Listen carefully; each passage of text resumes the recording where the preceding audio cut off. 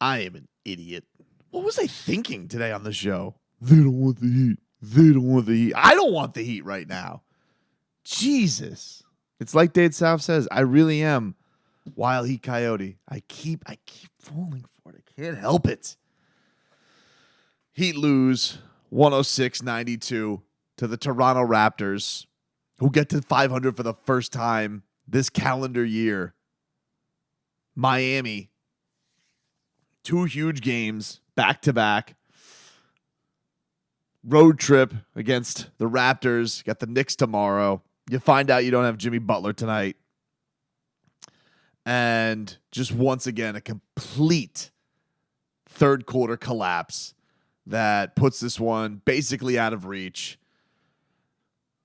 You know, you kind of run out of the whole like feigning disappointment thing because it's just like, this is what they do. This is what they do. Tomorrow, you know, I would be not surprised by either thing. They could either completely be terrible against the Knicks or they could be amazing. And it's just what they've been. But holy crap, tonight in Toronto.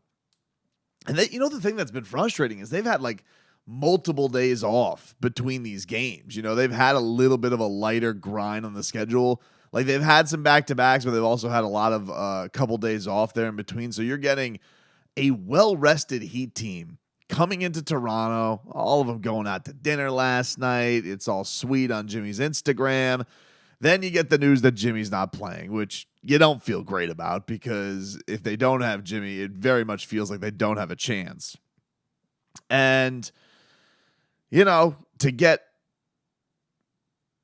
handled like that on national TV is embarrassing. It's embarrassing to see that. And they wasted a really great performance tonight from Tyler Herro. Tyler Herro was, I would say, fair to say, he was really the only guy to show up tonight. Like Bam put some window dressing on that one. Like you looking to be like, Bam had 21 and 12. You look at Bam's box score, you're like, yeah, it was a fine game. A lot of window dressing on that, man, because Bam had, I think, one of his worst quarters in the third quarter.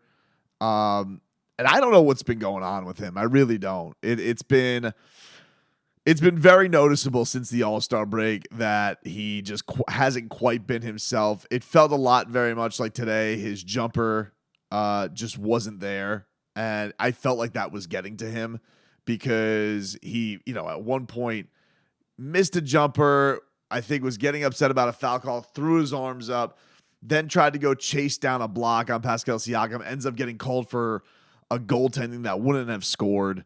And it was just one of those games for Miami too, where there was just a lid on the basket.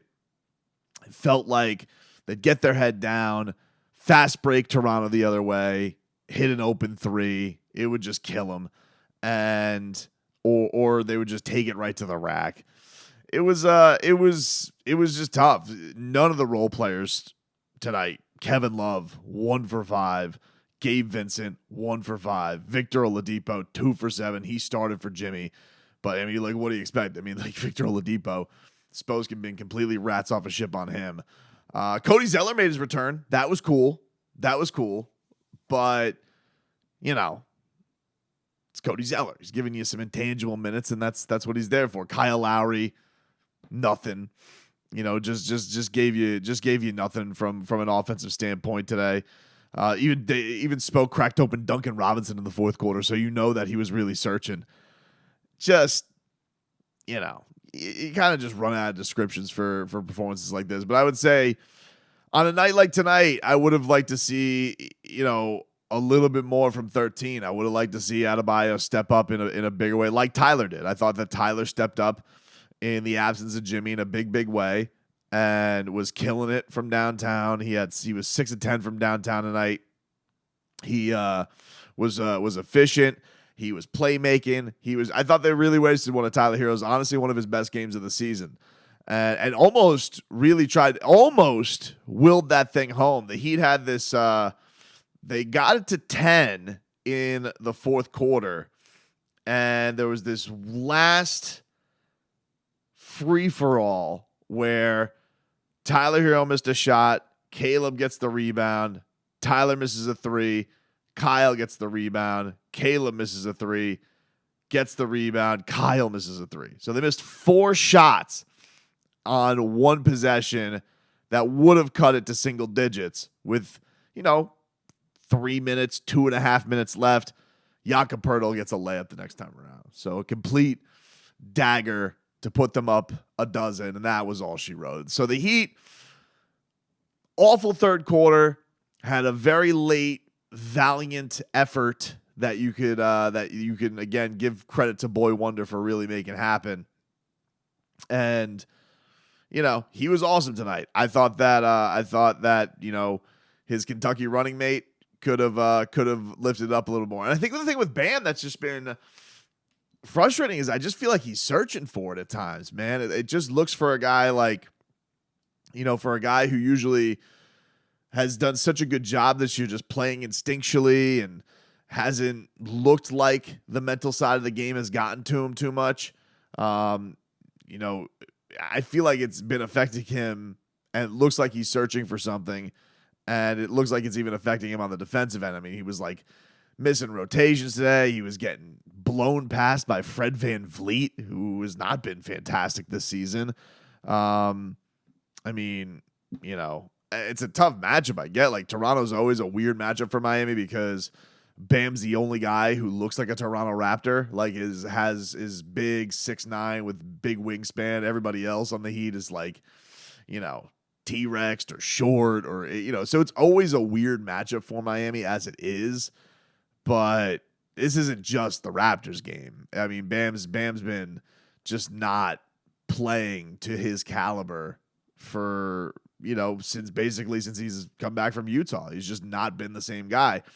And, I know there's going to be some saying, well, they put Kevin Love next to him. That maybe I'm not dismissing that. I'm not dismissing that there are some maybe things that he's sacrificing, but it also just hasn't been good enough. Like, you can't just all, because the guy has, the guy's been used to a lot with fits and things being imperfect. I think the guy actually should have a black belt in that of being able to adjust to things that are imperfect or in and out. Like, that is that's what he's been key at. And I think everybody who watches the gym knows I'm a Bam guy. I really I think the world of the guy as a basketball player, and I do think that he is a franchise cornerstone. But franchise cornerstones, when one of your big guns is out, need to step up in a much bigger way than he did tonight. And it was just too little too late for him. I thought that he put some window dressing on it at the end of this game. And like I said, a valiant late effort by him. But I thought most of that was,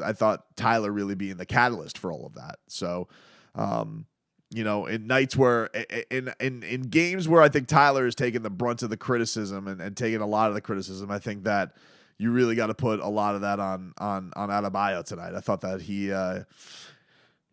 could have given a little bit more. But that being said, everybody could have on this team also. I mean, just the rest of the supporting cast around Tyler tonight was just non-existent.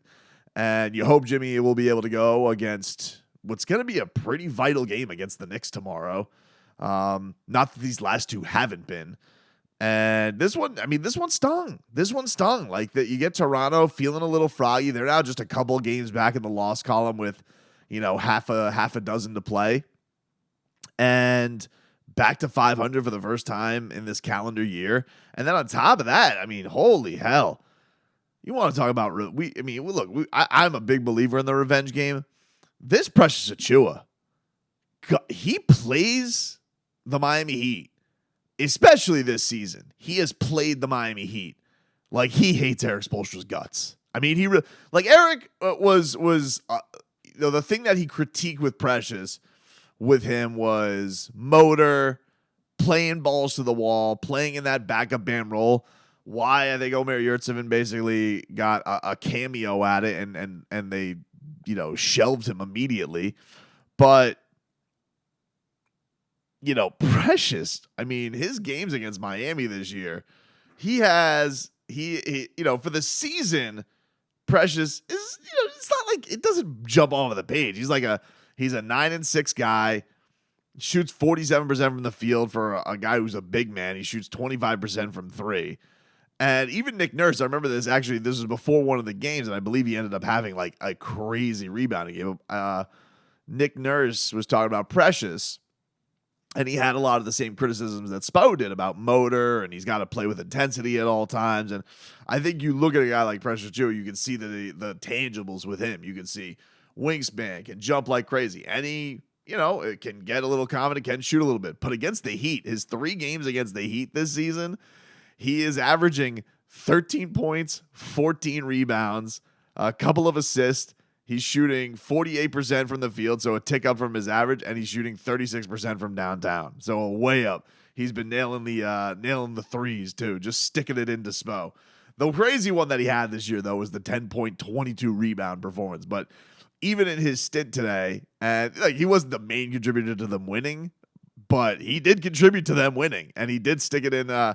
He did keep that lead extended for Toronto, and little salt in the wound. Like, he does play like he's a little peacocking over at the Heat coaching staff. I liked Precious Achiuwa. I did. I liked him. I thought he was. I thought he comes in a hard situation. Right, pandemic season.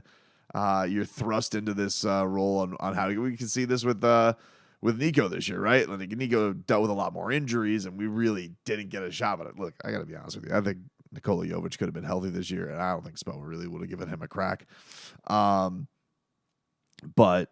man, yeah, he stuck the dagger and twisted it a little bit into the Heat today. That was a rough watch. But all in all, I mean, like, they got good performances from a lot of their guys tonight, and Pascal Siakam, he killed Miami 26-9. Scotty Barnes got off to a monster start in this game, nearly had a triple-double.